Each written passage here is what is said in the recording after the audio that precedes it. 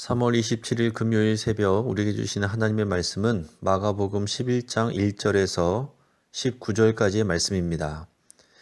예루살렘 입성이란 제목으로 말씀의 은혜를 같이 나누겠습니다. 예수님이 오늘 본문에서 예루살렘 성을 처음 들어가시는 것은 아닙니다. 또한 성전을 처음 가신 것도 아닙니다.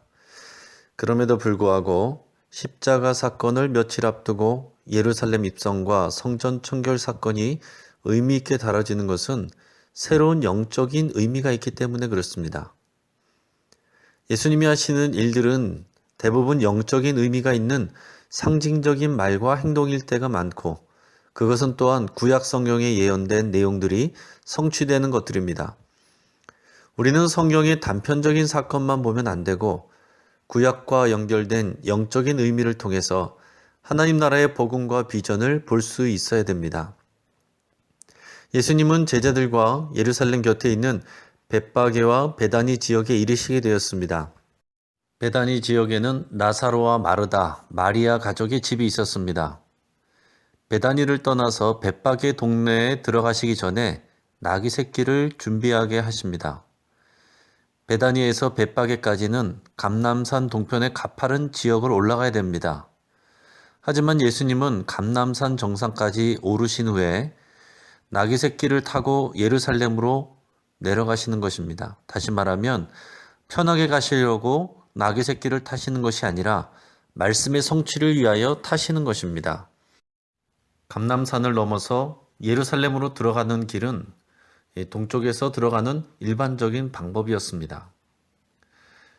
자, 이제 예수님은 벳바게에서 예루살렘 성에 들어가시고자 합니다. 예수님과 제자들은 유월절을 지내기 위해서 예루살렘으로 오셨습니다. 예수님 외에도 팔레스틴 지역 전역에서 또한 외국에서도 많은 순례객들이 예루살렘으로 가고 있습니다.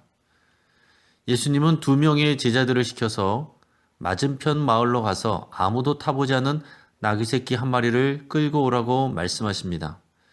자, 여기서 말씀드리는 것은 이제 베다니에서 벳바게 지역에 들어가기 전에 여기서 말하는 맞은편 마을은 벳바게를 말하는 것이죠. 거기서 이 나귀 새끼를 한 마리 데리고 오라라고 말씀합니다. 그리고 주인이 연유를 물어보면 주가 쓰시겠다라고 하라 말씀하십니다. 영문을 모르는 제자들은 예수님이 시키신 방법대로 나귀 새끼 한 마리를 끌고 왔습니다. 예수님이 나귀를 어떻게 준비하신 것인지, 그 주인은 어떻게 그 말을 듣고 내줬는지는 알 수 없습니다. 하나님의 신비한 역사가 있었을 겁니다. 자, 중요한 것은 예수님이 이 일을 준비하고 계시다는 겁니다. 이 일은 스가랴서의 성취입니다. 스가랴서 9장 9절의 말씀, 시온에 따라 크게 기뻐할지어다. 예루살렘에 따라 즐거이 부를지어다.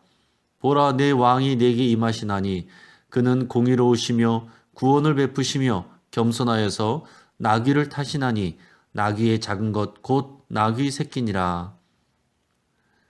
자, 예수님은 스가랴서에 예언된 것처럼 나귀 새끼를 타고 예루살렘에 입성하셨습니다. 스가랴서의 예언은 왕의 신분으로 오게 되는 이 메시아를 의미합니다. 일반적으로 왕이나 개선장군은 성으로 들어올 때 백마를 타고 들어옵니다. 하지만 메시아인 예수님은 겸손의 왕으로 오시기 때문에 나귀 새끼를 타고 오십니다.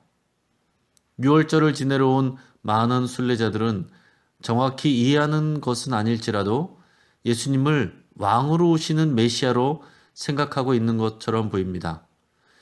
그들은 왕의 입성을 상징하듯 자기들의 겉옷이나 나뭇가지를 길에 폈습니다.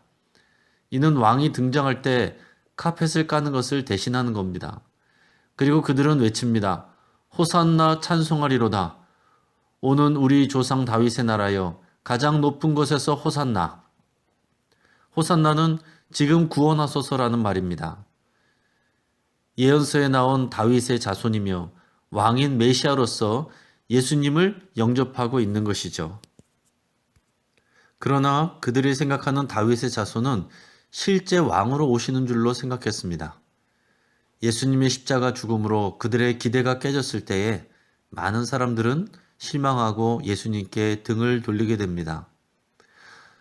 자, 여러분, 우리가 정확하게 이해하고 있든지 아니면 어설프게 이해하고 있든지 또는 전혀 이해하지 못하든지 상관없이 예수님은 하나님 나라의 일을 행하고 계십니다. 지금 이 상황에서도 하나님은 하나님의 일을 하고 계십니다.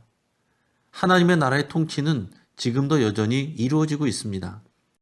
이것을 우리가 이해하고 있든지 못하고 있든지 하나님의 역사는 이루어지고 있다는 것을 우리는 기억해야 됩니다. 자, 예수님은 예루살렘 성 안에 있는 성전에 가셔서 둘러보시고는 다시 베다니로 나가셨습니다. 그리고 이튿날 베다니에서 예루살렘 성으로 다시 오실 때 길에서 무화과 나무를 보셨습니다. 열매가 있나 보려고 가셨지만 그때는 열매가 열릴 계절이 아니었기 때문에 아무것도 없었습니다. 예수님은 나무에게 선포하셨습니다.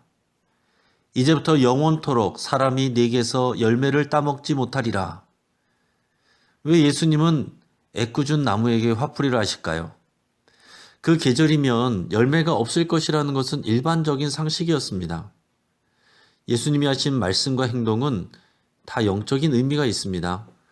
그리고 복음서에 기록된 것은 중요한 의미가 있기 때문에 실려 있는 것입니다. 무화과 나무는 구약시대부터 이스라엘을 상징합니다. 예수님이 열매 없이 잎만 무성한 무화과 나무를 저주한 것은 경건이 없는 이스라엘을 꾸짖는 것입니다. 그리고 이어지는 성전 청결 사건과 연결이 됩니다. 성전을 중심으로 한 육적인 이스라엘의 시대는 끝이 난다는 심판 선언을 하시는 것입니다. 그래서 이어지는 성전 청결 사건은 단지 성전을 깨끗하게 정화시키는 의미를 넘어섭니다. 자, 이는 성전 시대가 끝이 났음을 선포하시는 것입니다. 예수님이 거부하시는 것은 특정한 상행위만이 아니라 돈벌이 수단으로 전락한 성전의 기능과 시스템 그 자체입니다. 성전은 만민의 기도하는 집이어야 하는데 돈벌이하는 곳으로 바꿔버린 것에 대한 심판 선언입니다. 16절에서 예수님은 누구든지 물건을 가지고 성전을 지나다니지 못하게 하셨다 그랬습니다. 자, 이것은 성전 제사에 필요한 그릇을 의미하는 것으로 보입니다. 다시 말해서 성전에서 진행되는 제사 자체를 중단시키신 것입니다. 여러분, 우리가 기억해야 됩니다. 성전은 건물과 그 안에서 진행되는 제사 자체가 중요한 것이 아닙니다. 하나님의 뜻이 이루어지고 하나님의 중심이 되시는 것이 중요한 것입니다. 예수님이 성전을 부정하고 성전 제사를 멈추게 하신 것입니다. 이제 예수님은 건물인 성전 시대가 끝이 나고 새로운 성전 시대가 시작됨을 선포하고 계십니다. 예수님이 바로 새로운 성전이십니다. 예수님이 친히 제물이 되고 친히 제사장이 되고 친히 성전이 되십니다. 이제 건물 성전이 아니라 예수님의 몸이 되는 것이 우리의 진정한 예배입니다. 따라서 예수님을 주와 그리스도로 영접하고 예수님을 사랑하고 섬기고 예수님과 동행하는 것이 진정한 예배의 조건이 됩니다. 예배를 아무리 많이 드려도 예수님을 사랑하고 순종하는 일이 없으면 우리도 열매 없는 무화과 나무입니다. 오늘 본문을 통해서 내 신앙을 돌아보고 우리 교회와 한국 교회를 돌아볼 수 있기를 바랍니다. 이제 말씀을 정리합니다. 하나님은 우리의 상태와 이해에 상관하지 않으시고 하나님의 시간에 하나님의 일을 성취하십니다. 또한 우리는 하나님의 뜻을 완전히 이해하지 못합니다. 우리가 생각한 시간과 방법으로 하나님이 일하시지 않아도 놀라지 말고 하나님의 뜻을 구하는 것이 믿음입니다. 또한 예루살렘 성전 시대와 희생제사 시대는 끝이 났습니다. 열매 없는 무화과 나무 같은 이스라엘은 선민의 역할을 감당하지 못했습니다. 이제 교회가 그 역할을 감당합니다. 교회가 새 언약 공동체가 되었습니다. 교회인 우리도 똑같은 기준으로 하나님이 우리를 바라보십니다. 예수님 안에서 올바른 신앙생활을 하는 새 성전의 삶이 되기를 주의 이름으로 축복합니다. 이제 말씀을 붙잡고 함께 기도하겠습니다. 하나님의 일하심에 대해서 우리가 다 이해하지 못할지라도 신뢰를 가지고 신앙을 지키기로 결단합시다. 예수 그리스도를 통해서 하나님 나라 복음을 더 이해하고 알아가기로 결단하며 기도하겠습니다. 나와 가정과 교회가 열매 없는 무화과 나무가 되지 않도록 늘 깨어 기도하기로 여러분 결단하고 기도하시기 바랍니다. 모리타니아 권경숙 선교사님 위해서 함께 기도하겠습니다. 아프리카에도 번지는 이 코로나19로 인해서 위축되어 있는 선교 사역의 길이 열릴 수 있도록 위해서 기도해 주시고 선교사님의 건강과 안전을 위해서 기도할 수 있기를 바랍니다. 교회 나오지 못하는 이 상황을 통해 진정한 교회가 무엇인지, 하나님이 받으시는 진정한 예배가 무엇인지 깊이 생각하고 깨닫는 시간이 될 수 있도록 함께 기도하겠습니다. 외국에서 들어오는 사람들을 통해 전염병이 역수입되고 있습니다. 우리가 그들을 차별하지 않으면서 또한 지혜롭게 정부가 방역할 수 있도록 위해서 함께 기도하겠습니다.